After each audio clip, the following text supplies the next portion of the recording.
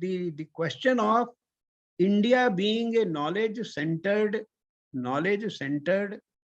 civilization was negated by our English-educated people who believed that India is not one country.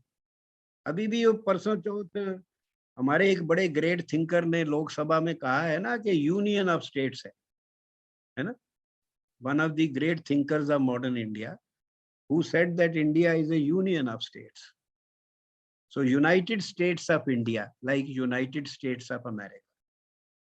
मुझे तो अच्छा लगा वैसे, क्योंकि in which case instead of this silly ballot box democracy, जहां लोग पैसे खा के वोट देते हैं, we should have a presidential form of government जैसे अमेरिका में.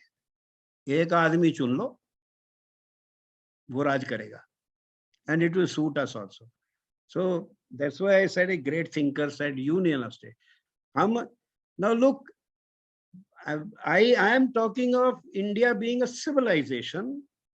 When we talk of the Bharat ki vichardhara, Bharat ka darshan, we are talking of the civilization, and it is one civilization, and it is the only civilization of the 46 human civilizations which has survived and is living for more than 10,000 years. UNESCO का data है 46 human civilisations हुई हैं, 45 खत्म हो गई, सिर्फ Hindu civilisation रही, only Hindu civilisation. सनातन कह लीजिए, आर्यन कह लीजिए, भारतीय कह लीजिए, इंडियन कह लीजिए, जो भी है, तो ये सिविलाइजेशन है. And it is a knowledge, it has survived because it is a knowledge centred civilization. तो दर्शन तो नॉलेज है ना, ज्ञान है. और जो भारत की पूरी विचारधारा, जो हमारे यहाँ दर्शन जो है, फिलॉसफी, वो एक इंडिपेंडेंट डिसिप्लिन है. उसका धर्म से, उसका समाज से, राजनीति से कोई संबंध नहीं रहा. मैं इसलिए कह रहा हूं क्योंकि जैसे लोगों ने पॉइंट आउट किया है कि यूरोप में, मिडीवल यूरोप में, philosophy was subject to the religion, and for hundreds of years. अगर क्रिश्चियन बाइबल में अगर लिखा है कि भाई भगवान ने एक दिन बैठ के दुनिया 4004 BC में बनाई, लिखा हुआ है बाइबल में कि भगवान ने एक दिन बैठ के 4004 BC में बना दी थी. अगर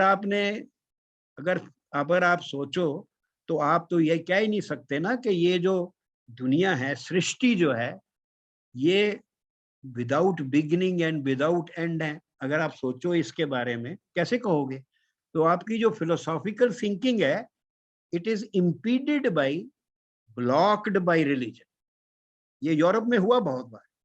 इसलिए यूरोप में, वेस्ट में फिलॉसफी की ट्रेडिशन नहीं है.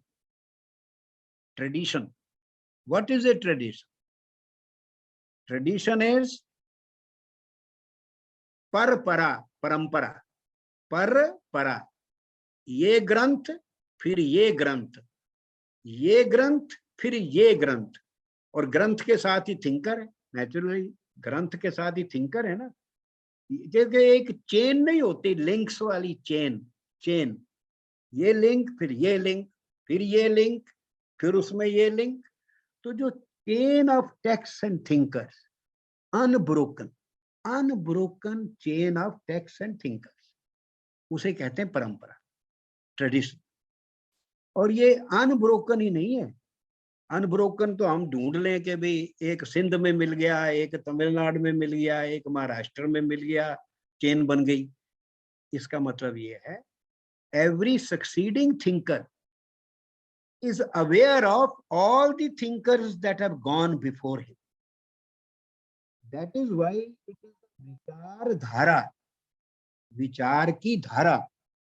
नहीं तो विचार की धारा नहीं होती. ये विचार के छप्पड़ होते है ना. एक छोटा सा पॉन्ड यहाँ है, एक पॉन्ड यहाँ है, एक पॉन्ड वहां है. तो धारा जो है, नदी की धारा, इसका मतलब है that every subsequent thinker is aware of believe me, it is attested. मतलब ये मैं बात नहीं कह रहा, आप कोई एक सब्जेक्ट ले लो, एक सब्जेक्ट ग्रामर ले लो, आपको ऋग्वेद से शुरू होके 1795 में कर्नाटक के नागेश भट्ट तक लगातार लगातार unbroken chain of text and thinkers. इसी तरह 450 बीसी से लेके 19th सेंचुरी तक अनब्रोकन चेन ऑफ थिंकर्स इन न्याय विशेष, अनब्रोकन चेन। तो एक से एक जायंट, ये भी नहीं छोटे मोटे,